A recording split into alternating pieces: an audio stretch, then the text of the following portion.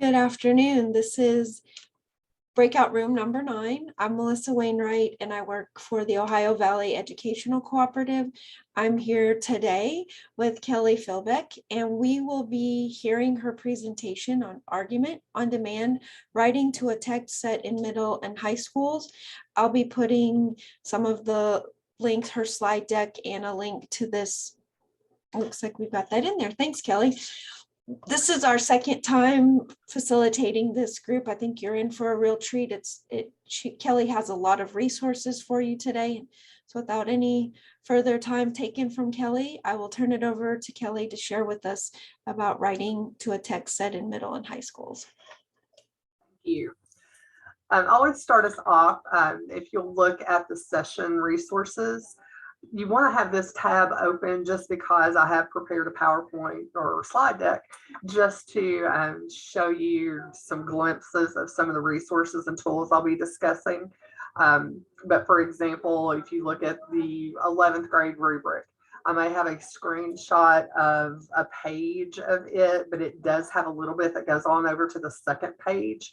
And so some of these resources, to see them in their full view, you want to access from the materials link.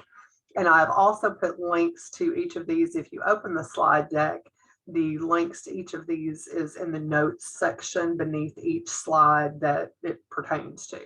And so you can access those materials there as well.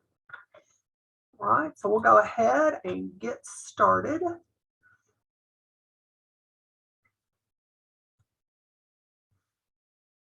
And so we are going to be talking today about one of my favorite topics, which is writing. And we will be looking some at on-demand, but especially looking at argument and some of the tools that you can use for instruction, some of the things you should see in your classrooms and being used with students.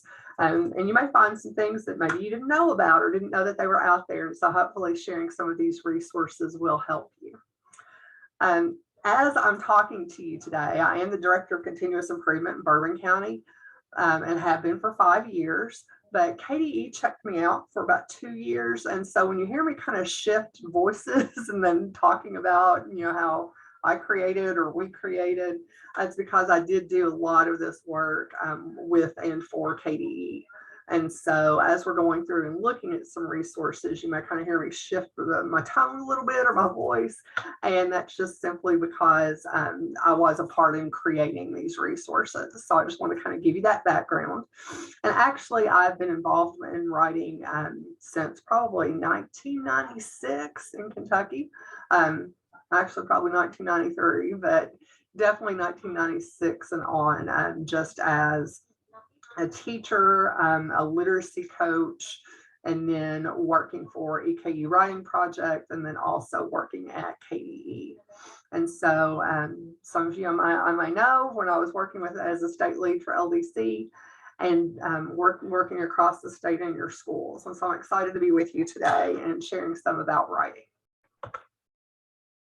So when we look at our composition standards, one of the things that you're going to see first is the guiding principle for Composition Standard 1. And Composition Standard 1 is all about argument. And so that guiding principle, that's where students should be when they exit 12th grade. And so once we have, gone through, K through 12, we each own a piece of that grade level standard. But the overarching idea and where students are supposed to be is with this guiding principle on Composition Standard 1. And so students are supposed to compose arguments to support claims in an analysis of substantive topics or text using valid reasoning and relevant and sufficient evidence. And this also plays into part when we're going to be looking at some prompts today, that everything that communicates a message is a text. And so when we talk about text with on-demand, and when we talk about text with reading and writing, our definition has expanded. So it's not just those print materials, it's not just articles, but we're going to be looking at how these tasks, students also have to be able to read and interpret, charts and graphs and maps and illustrations and diagrams. And all of that's very important to their being able to communicate their thoughts and ideas in writing. And so when we mention the guiding principle, you can see when you look at the progressions view of our standards, up here at the top, you've got that guiding principle. And remember that again, that's at the top of each one of our standards pages. And that is where students are supposed to be, that ultimate goal when they exit 12th grade. And so each of these columns in the progression, so you have what composition standard 1 looks like for 6th grade, for 7th, for 8th grade, for 9th and 10th, and 11th and 12th. And so these are the progressions of composition standard 1 for argument, 6th through 12th grade. And remember, we each in those grade level standards own a piece of that top guiding principle. And so for secondary writers, it's very important that they are able to argue. I mean, our standards used to just have them giving an opinion. An argument's much different than opinion. Opinion now stops in 5th grade. And so when we start with 6th grade, so 6 through 12, we're looking at argument. And students need to be able to look at text and examine evidence and create craft a claim from that evidence and from those texts that they read. It seemed like we used to with opinion, students would enter the text with an opinion and just trying to prove themselves right. But now when we're looking at argument and writing to a text set, students look and examine and read that full text set, and then based on the evidence in that text set, then they come up with their claim and their argument. So they're no longer just trying to prove their point or prove themselves right. It's really educating themselves on a topic and then creating that argument based upon evidence from the text. And so that text set is very important. And so we're going to talk a little bit about on-demand, and the sample that we're going to be looking at is on-demand. But when you think about a student's writing in a particular grade level, we've got that on-demand at 5th grade, at 8th grade, at 11th grade, and it is just a 90-minute assessment.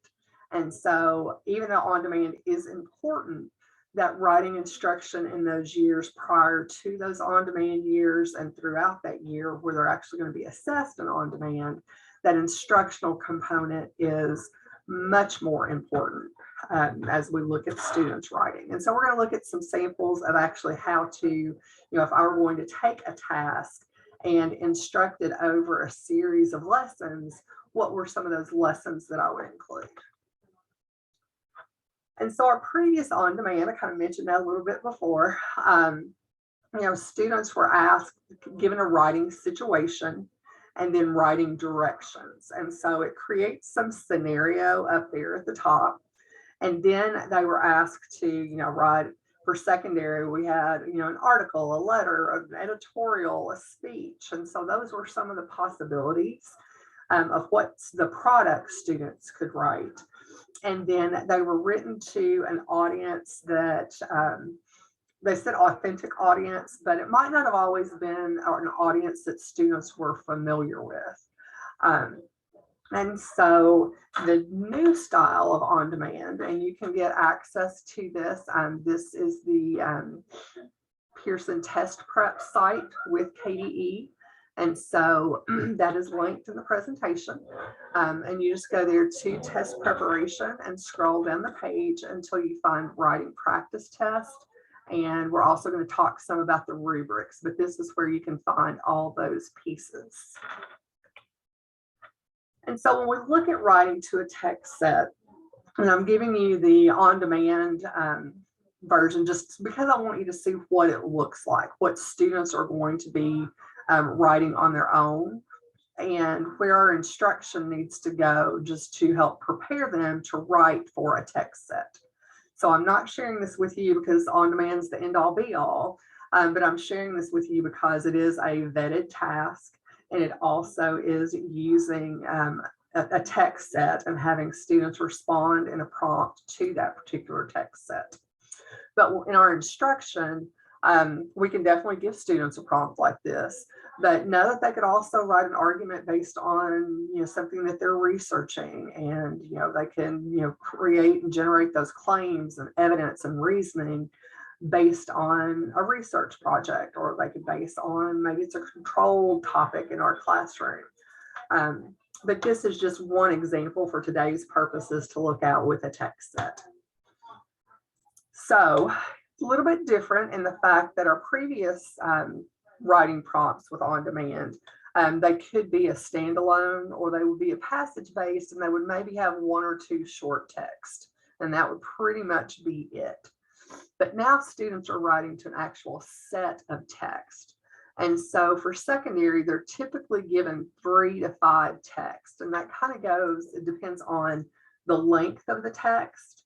It also depends on the number of graphics or illustrations, but every text set will include some articles. And so it might be like, this has got when your stuff spies on you, or the Internet of Things and the Code of Ethics and Securing the Internet of Things. And so this one has 3 short articles or documents, and then it has an actual graph that charts those security breaches, and then it also has an illustration that students, it's kind of a diagram illustrations that students have to look at to interpret that information. And so it's no longer just giving students a couple of articles.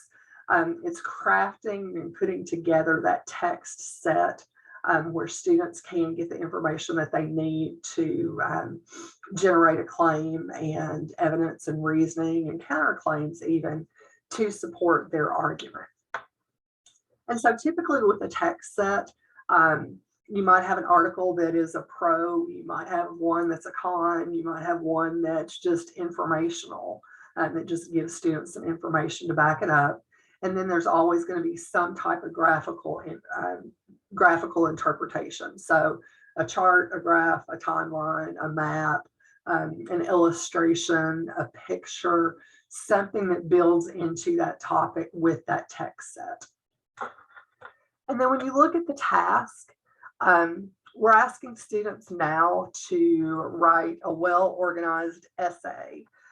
So they're no longer writing a speech, an editorial, or a letter.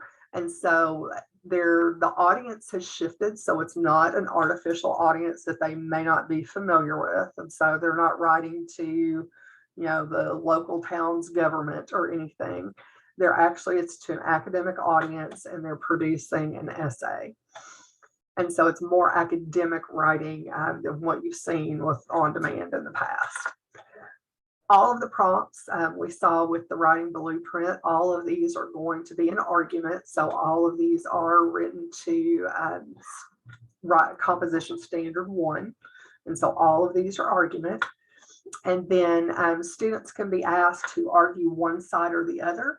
They could also be asked to argue like the most important factors or the most important aspects of a topic. And then they're always, going back to our standards, always asked to support their argument with evidence from the text. And so based on that text set, students are reading this and then coming up with that particular argument. So I want to pause right there before we go into the instructional components and just see if you have any questions.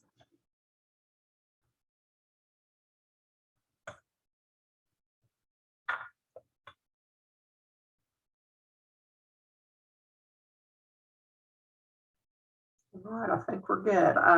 If you have any, don't feel free to unmute and hop in. But like I said, we're looking at that OnDemand just as a sample of a task for today's purposes and a sample of a text set. And you've got a live link to that, so you can look at all those texts. You can look at the chart that's provided to students and also to that image. But we need to think about instruction, because that's where we spend most of our time with writing. That OnDemand's 90 minutes of our life in 3 grade levels across a student's educational career. But that writing instruction is really where we want to live day to day. And so this is just an instructional plan that I wrote based upon that particular task and that particular text set. And you do have access to that. Just click on that link, and it's going to ask you, it's written in the LDC platform. And so it is going to ask you just to create a free login. But once you do, you'll have access to this. And then you'll also have access to a whole library of resources that you can use. And so when you're asking students to respond to a prompt or to respond to a writing task, one of the most important things to do is really clarify those expectations. So I would recommend that you go through helping them prepare for the task that's at hand. On demand, just, you give them a task and they're by themselves and you had it and here's 90 minutes and you have to be done. But it takes a lot of coaching and a lot of preparation to get students to truly, authentically address a task. And so some of the strategies in preparing that task is, first of all, analyzing what that prompt is asking them to do. And so before they get started, there is a mini task here that gives them, it's just called a RIP CER. And so it has them kind of rip the question apart. And then just this basically reading it, seeing what it's asking them to do, looking at all parts of that task, and then thinking about, what possibly could that claim, that evidence, what could that reasoning be? Just kind of doing some of that pre-work, the thought work for that particular task. Next, you also want to show them the rubric, when we're going to look at the rubrics here in just a minute, but looking at that rubric and analyzing it for its pieces and parts and what am I expected to do as a writer. And so taking some time and breaking those rubrics down is very important to students as well. You then want students to go through a reading process. And so there's some strategies here for gathering evidence. How do you look at those articles, or how do you look at those images and extract evidence from text? And it is important to extract evidence.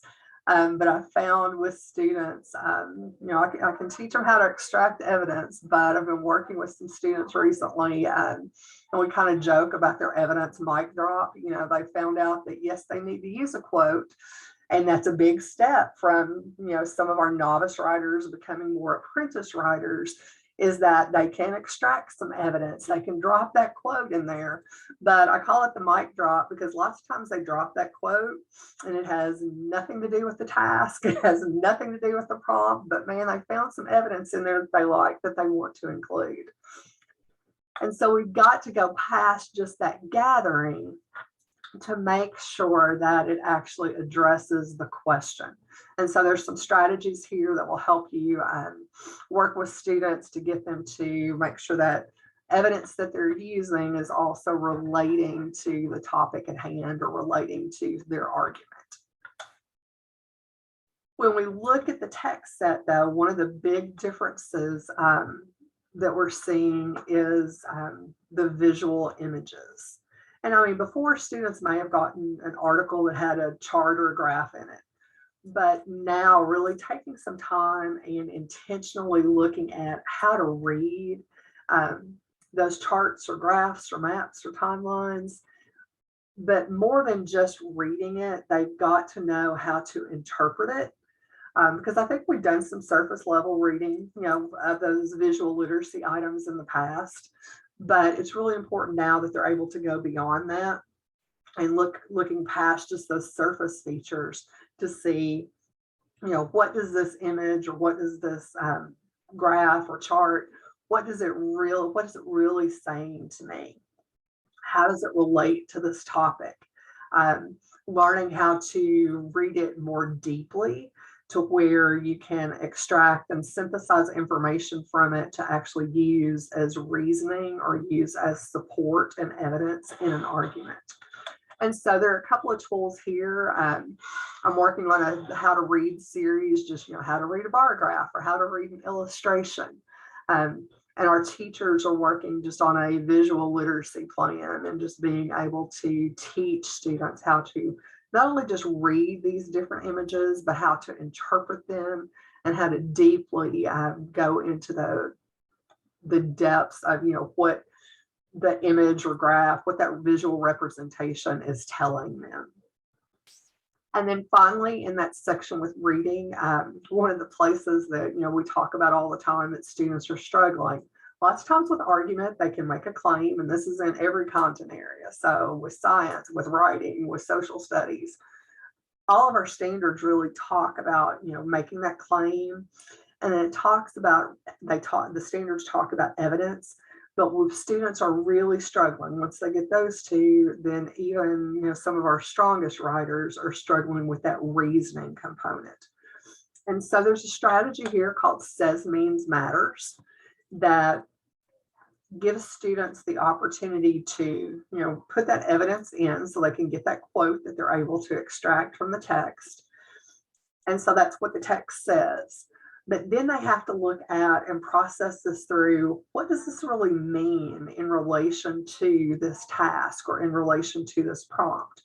And then also looking at why does it matter? And getting students just to go through that process of not just, putting that quote down, but really delving into what does it mean? What does it matter? How does it support my argument? And there's some really good sentence frames that students can use also to build their paragraphs in that particular Says Means Matters organizer.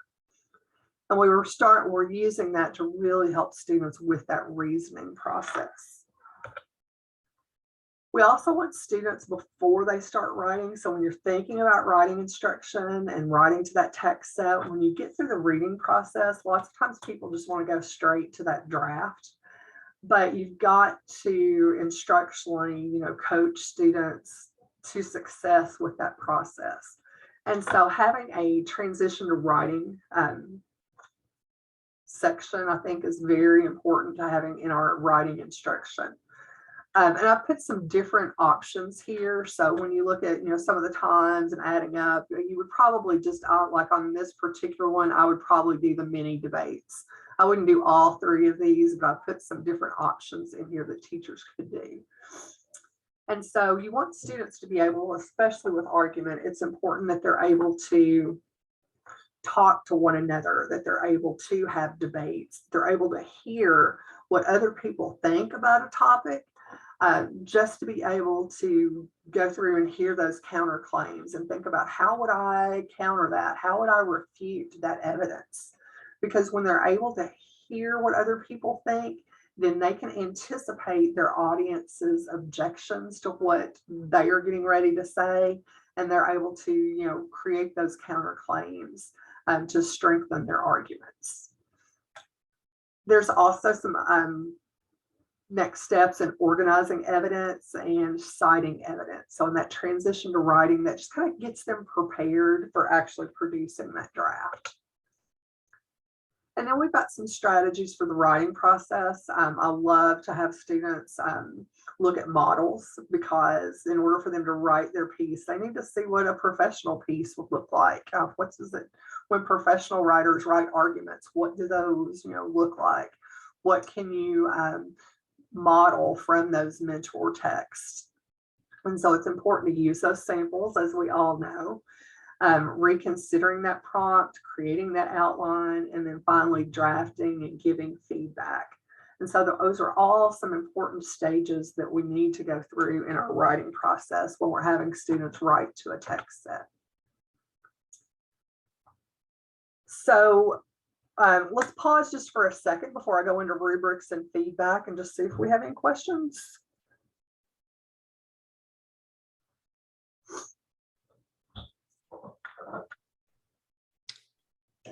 See, we do have a question in the chat. Says, where can we see, excuse me, where can we see released ODWs? Right, so it's in that test preparation site.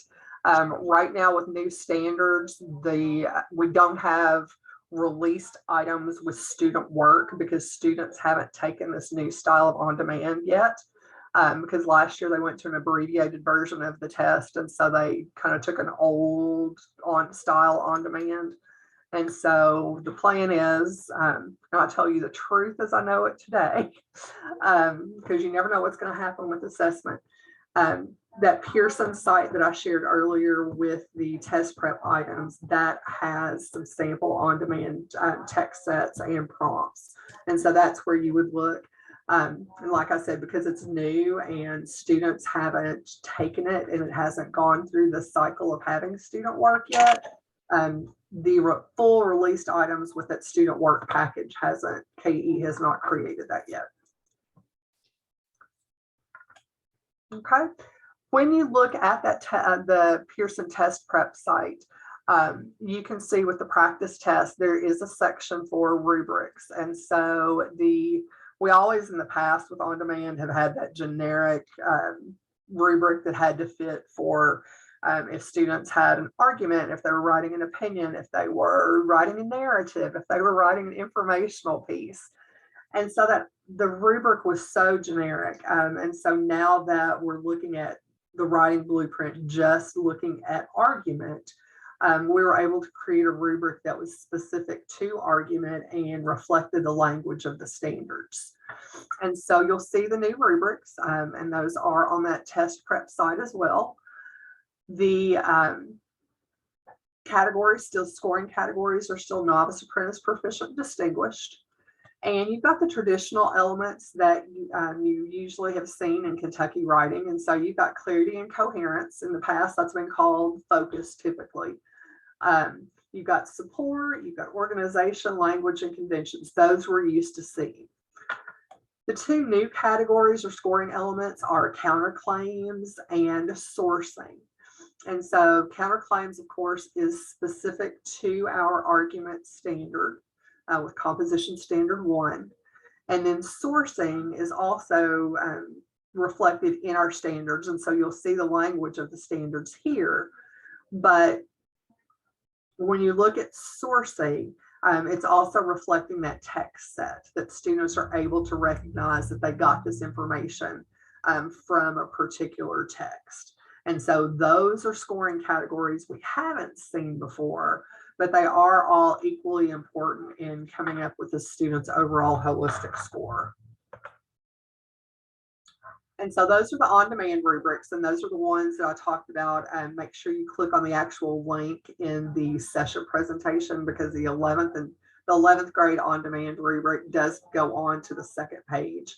And so you want to make sure that that you have the entire rubric. So those are the on-demand rubrics, but you can also go to kystandards.org, and I've got the link in the slide deck and also in our session materials. And there are composition rubrics for every mode of writing. So you have them for argument, you have them for informative, and you also have them for narrative. They look pretty much identical to what I just showed you with the on-demand rubrics. The difference with the on-demand, you're going to see some little subtle differences here in addressing all demands of the prompt. And you will also see some differences in the sourcing that they use, at least 2 of the provided sources. And so when you look at the actual instructional rubrics, those don't have necessarily those limitations that you have from an actual prompt, an on-demand prompt. When you look at the rubrics, they are somewhat overwhelming. They've got a lot of words because to go away from the generic, we had to use the language of the standards.